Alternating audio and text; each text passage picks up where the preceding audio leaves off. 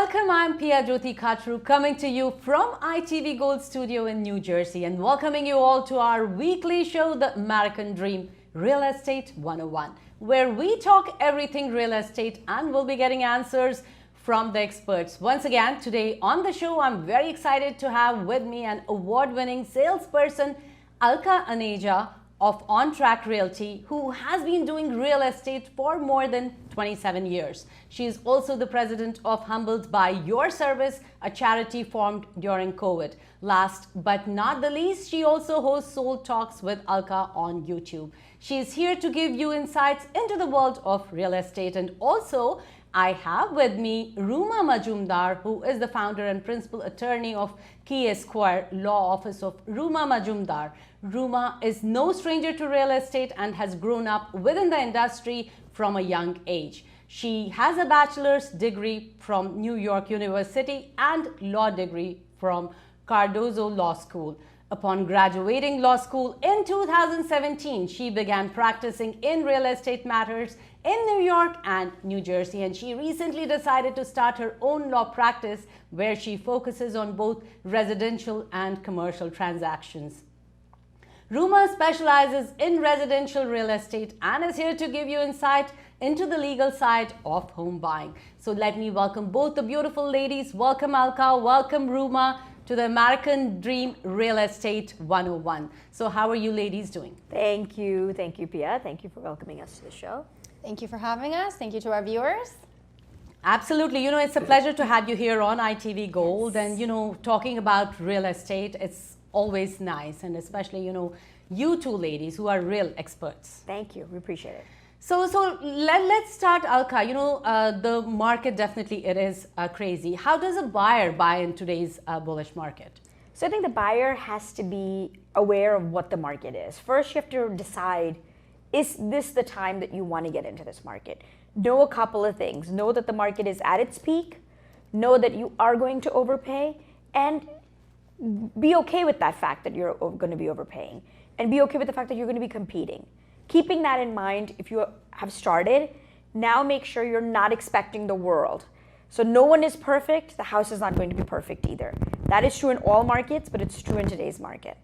So go ahead, make sure that you're looking at a home, make sure your offer is attractive when you're going. And we'll talk about the components of the offer in a little bit, but what should your offer look like so that as a seller, when they're looking at the offer, what are the terms and the conditions they're looking for? It's not always just the price, it's the terms, it's closing dates. A lot of things go on in the offer, so keep that in mind. But there's a lot to navigate on and we'll talk about it during the show as well.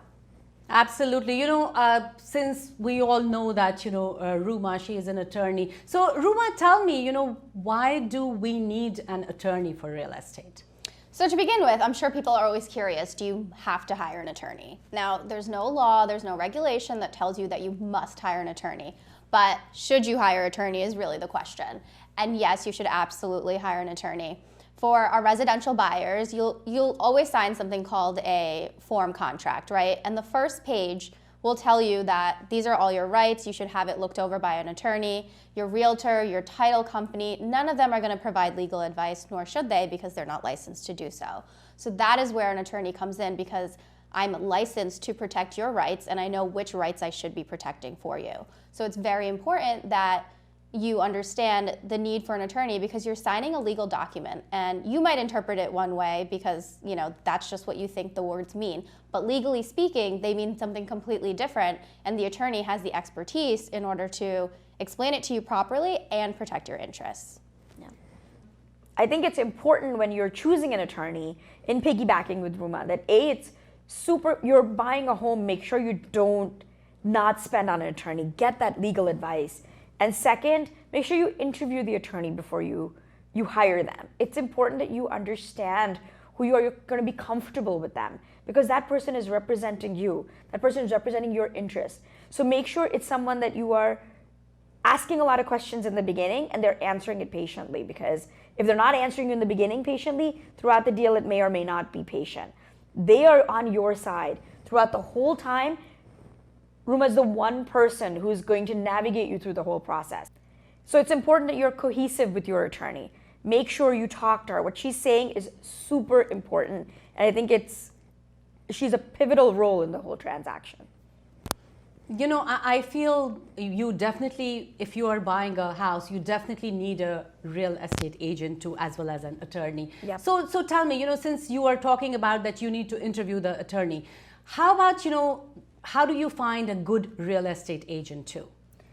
I think reading our reviews, word of mouth, and just talking to them. If you talk to an agent, you'll know if they have the real estate knowledge, if they know about the market, if they know about what's happening. But read about them, talk to friends about them. You'll be able to get that. And once you meet them, I mean, we're very smart as a consumer. The consumer today is a very educated consumer. So you know exactly who's got their skin in the game, who's working out for you, who's not working for you. And try that. Talk to them. See, our realtor as a role is not just to say, hey, this is the living room, this is the dining room. You don't need us for that. You need us for more information, and that's what we're here to guide you. We are not inspectors, but we can tell you, hey, I see a crack here, I see a water leak here. A lot of the times the clients will come up to me and say, okay, do you want us to buy a house or not? Because you keep pointing out all the flaws. I said, listen, you have to buy the home, I have to find the flaws, and if we can both overcome that, then that's your home. And in that same vein, if you're gonna look for an attorney, you should call their office, see who answers the phone, ask for the attorney, see if you can get them on the phone.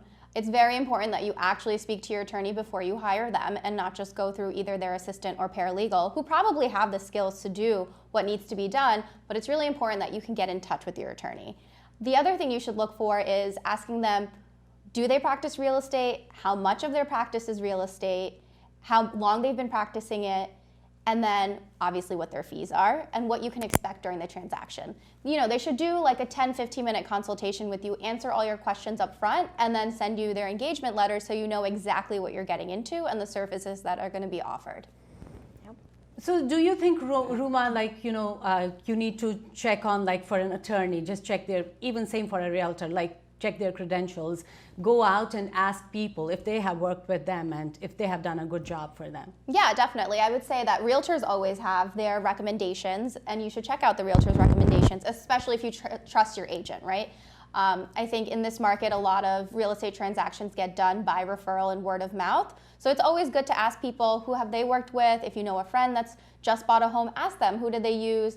So that's great. And obviously Googling, our generation Googles everything. So, you know, feel free to get online, look at their website, look at their social media. You'll know exactly what you're getting into. And I feel these days, you know, Google will tell you everything, what's going on and what's not going on. And I think it's the best way you can always go, but also make sure, you know, you go and check with other people who have used them before. Absolutely. You're getting a dishwasher, you Google to see the reviews. Exactly. You're going to hire an attorney, Google. Exactly. You're going to hire an agent, Google it. Like, those things, minor things we Google, I think these are important decisions. Make sure you are not just hiring someone who's a part-timer. Absolutely, yeah. Yeah. So Alka, I was just wondering, you know, how can a person make their offer stand out?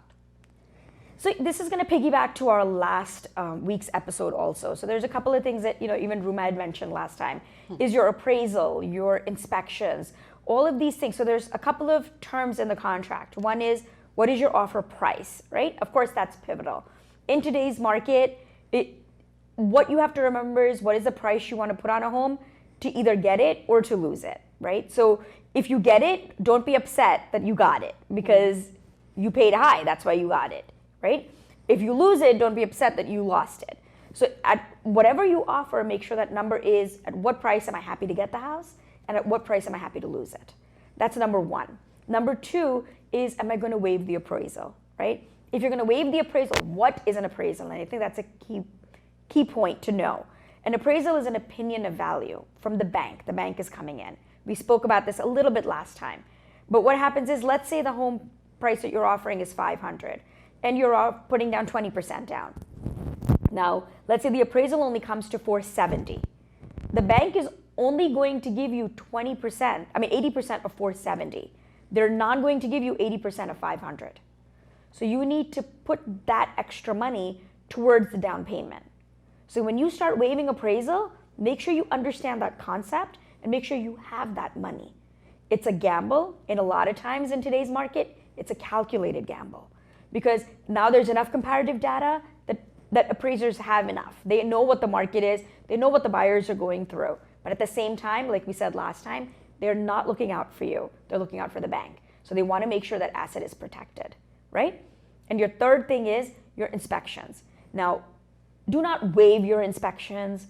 Do not say I'm completely waiving them. Always have to limit it to structural, environmental, or safety. That's where your attorney comes in.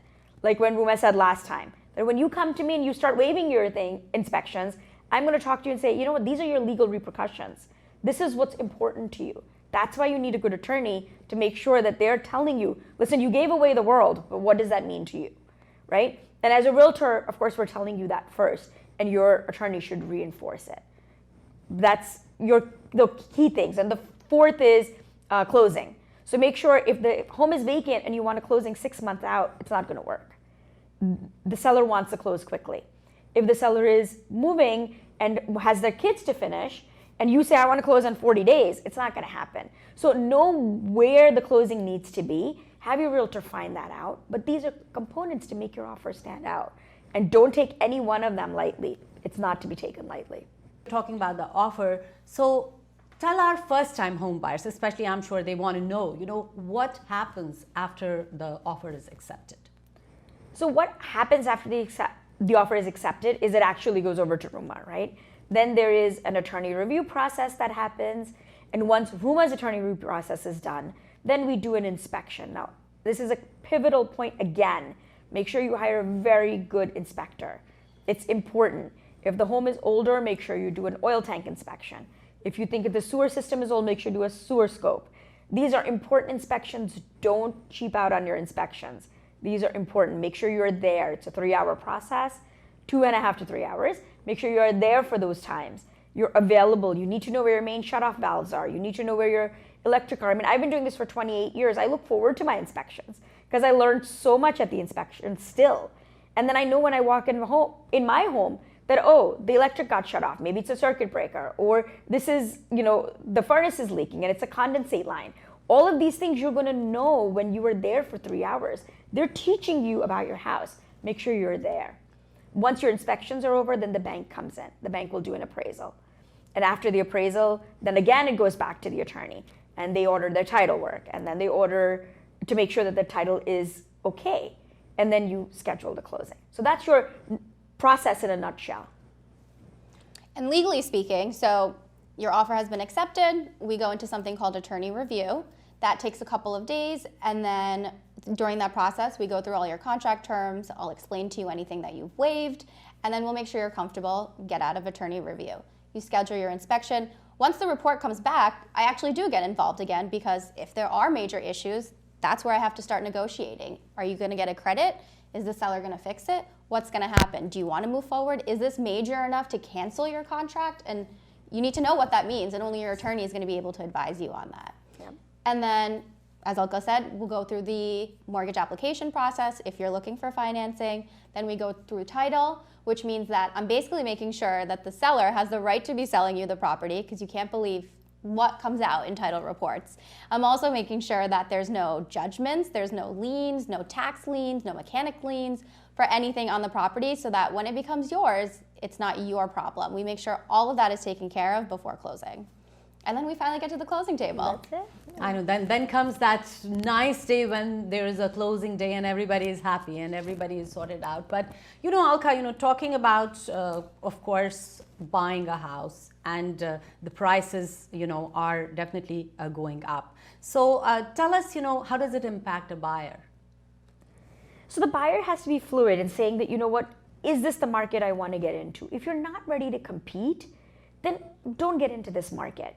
The right time, maybe if you say, I don't want to compete. I don't want to be in this frenzy of doing multiple offers, doing, where I'm fighting. Then maybe wait for a home that's been on the market for 35, 40, 45 days. Because if the home has not sold for 45 days, maybe there's some wiggle room in the price. Then those are the homes you should be looking at. You should not look at a home the week it comes out of the market, because it's going to have offers. If you are the type who is a non-compete buyer, wait, give it time. Or say, is renting a better option for me? And take that as an option. There's nothing wrong with that. Not everybody is born to be in this market. This market is a tough market. It is not a happy market. Whether you pay a lot and get it, you still feel crap. I paid a lot. The seller who sold you the home saying it's crap. I wish I could have sold it for more. So everybody's really not super happy in this market. But you have to walk in saying, what is win-win situation? Did I get what I thought I wanted? It served my time, it served my need, it served the thing I wanted. That's important. So make sure that you're doing the right thing for you and that your realtor, your attorney, everybody's guiding you through the process. Sadly, you don't even get to the attorney until you find the home. So until then, you only have your realtor to rely on to say, maybe you want to sit this out and not be in this market for a little bit. And there's nothing wrong with that. Since you're talking about that, there are times what happens is people think, okay, you know what, let's just rent a place. We don't need to buy our own place, So tell me, as a real estate agent, what would you recommend to people? Do you think it's not this time, of course, regular time also. Is it okay? Should we buy a house or should we rent? I know this sounds like, so if you watched last week's episode, it was, our keyword in this whole conversation was, it depends, right? So it depends on whether or not that you should rent or you should buy. Everything, हर चीज में आपको अपनी सहूलियत देखनी है. You have to see what's good for you. If it's not good for you, don't do it. If renting is a better option because you are low on cash, because you don't know if you want to compete, because you need that buffer for an appraisal waiver and you don't have that buffer, and you just think you're going to ride this market out, please rent. Don't put yourself in harm's way and then tomorrow become in a foreclosure situation. Because the last thing Ruma wants is a client who says, Ruma, I bought this house and now I can't make my payments. And now she has to figure out what to do with that client. I'm getting goosebumps saying that because you don't want any of your clients ever to be in that situation. There is a way to figure it out. If you're going through those situations, when the market turns, and markets are never stagnant, everything shall pass, this too shall pass. So markets change. And when it goes down, it's going to hurt people. Make sure you talk to your realtors. Make sure you talk to your attorneys before you get into the foreclosure processes. It's important. I don't want to sound like doomsday, but before you get into those things, make sure you talk to both of us. Ruma, talking about the real estate attorney and especially people with their new homes, first time home buying. So can you tell them when should a person, talk to the real estate attorney? Sure.